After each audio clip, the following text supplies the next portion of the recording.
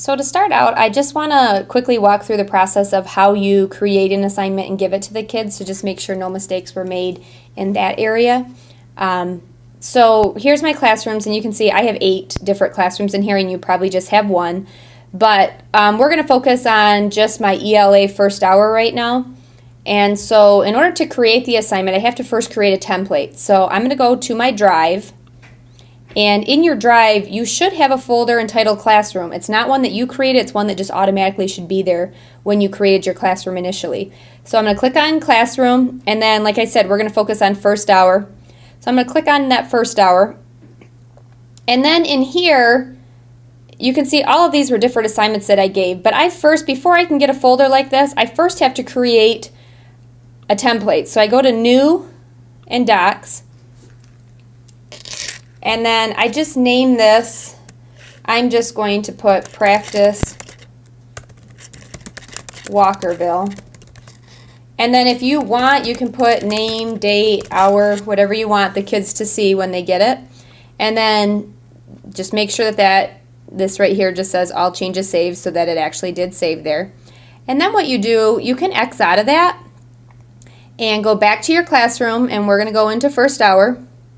And we are going to create a new assignment. So we're going to hit that plus, create an assignment, and I'm just going to name this Practice Walkerville. And you can change the due date here if you want. But then I need to attach that template that I just made. So I'm going to go to my drive here. I need to find my classroom folder, which right here it is. So I double click on that. I find my first hour, because that's the one we were focusing on. And then I have to just go find that template that I did, that Practice Walkerville one, right here. And you can see it's blue, it's a Google Doc.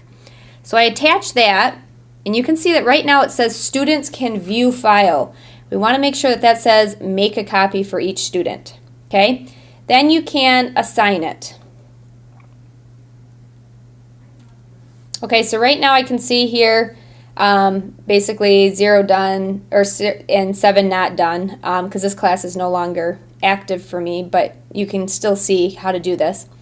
So you were saying that it did not create a folder automatically, so I wasn't sure if maybe you just weren't looking in the right place, but I'm going to show you where you should be able to see that folder. So once kids open this, when they click on this, it'll automatically come up, it'll put their name on the name of the document. So it should say Practice Walkerville, and then it'll be the student's name on their Google Doc.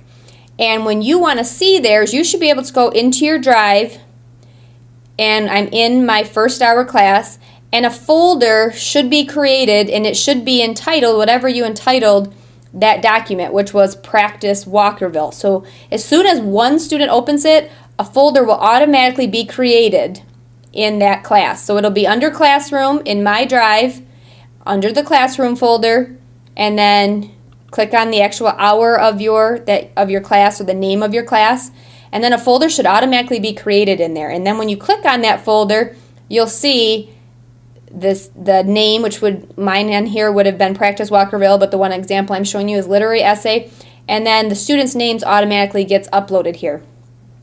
Now, when you were talking about it was going to your Gmail, if you actually click on one of your documents and you go to Comments and click on Notifications, right here is where you can switch that off. Yours is probably on all, and I would either change it to only yours or none at all, because then it won't come to your Gmail. But if you followed these steps and made a copy for each student in your classroom, it will automatically create a folder for you. And if you turn off those notifications right here in your comments, then you shouldn't be getting anything in your Gmail either. So hopefully this helps, but if you have any further questions, please feel free to email me again.